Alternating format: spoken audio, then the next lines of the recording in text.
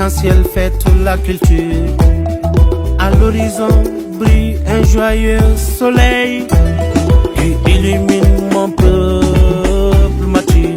SNC, fierté des hommes intégristes. À Bobo, Aïna, Aïna, Aïna, Aïna, Angalanda, Tolonke, Aïna, Aïna, Aïna, Aïna, Angadenka, Tolonke.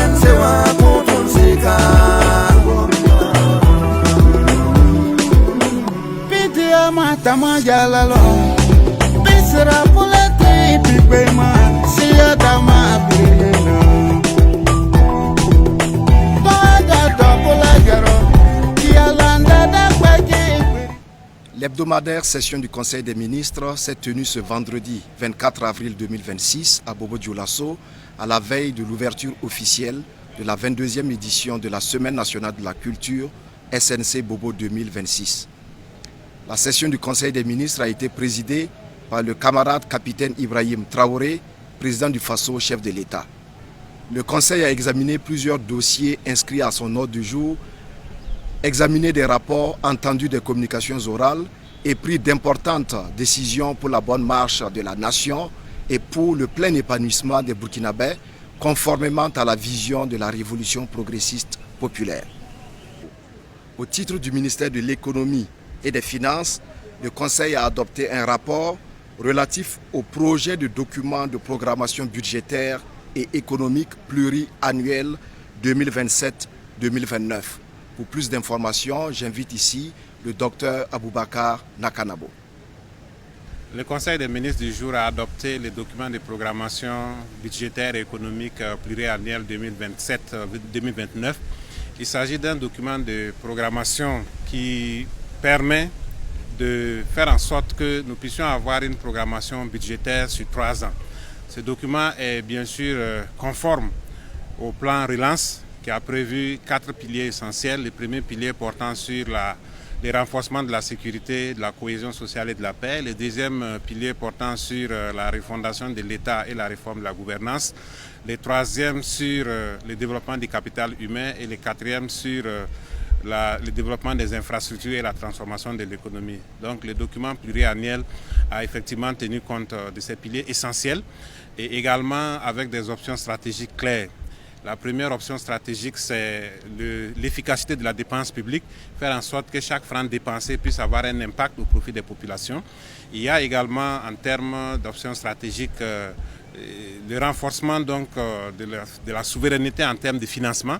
Quand on regarde le budget, l'essentiel des dépenses effectuées sur la base des ressources propres, ce qui est très important. Nous avons également prévu, pour renforcer davantage les infrastructures, la prise en compte des PPP, notamment des PPP avec des options où le paiement est fait par les usagers, ce qui va permettre donc de disposer des infrastructures sans trop impacter le budget.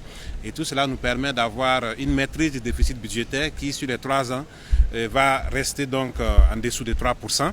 Et également, nous avons une tendance haussière de la mobilisation des ressources et également une maîtrise de la dette publique qui va donc aller à des niveaux en baissant par rapport donc au PIB.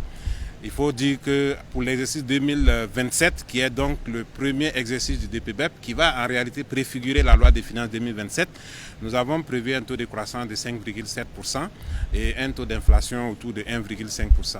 Naturellement, avec la crise au Moyen-Orient, il y a des répercussions qui peuvent donc impacter ces programmations parce que les hypothèses de départ que nous avons utilisées n'avaient pas tenu compte de cette situation de crise.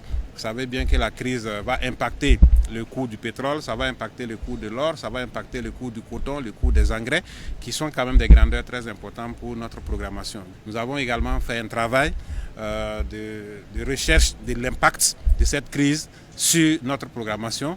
Et effectivement, il ressort que la crise va impacter la programmation. Donc, on va forcément procéder à des réorganisations pour faire en sorte que l'impact de la crise soit mieux maîtrisé et que nous puissions maintenir une croissance robuste, une inflation maîtrisée, mais surtout la réalisation d'infrastructures de développement au profit des populations. Pour le compte du ministère de la Guerre et de la Défense patriotique, le Conseil a adopté un avant-projet de loi portant organisation de la réserve militaire au Burkina Faso.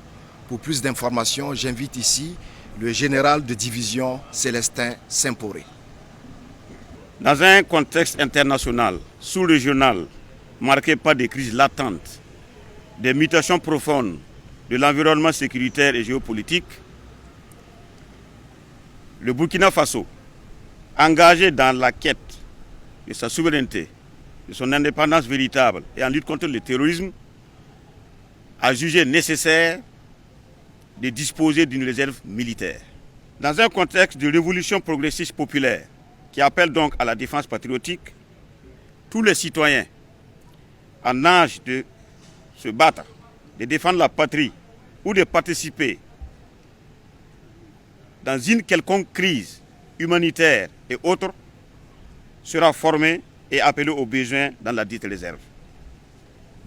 En l'absence donc d'un cadre juridique spécifique encadrant la réserve militaire, le gouvernement soumet un avant-projet de loi portant organisation de la réserve militaire en vue de structurer un dispositif national de mobilisation complémentaire.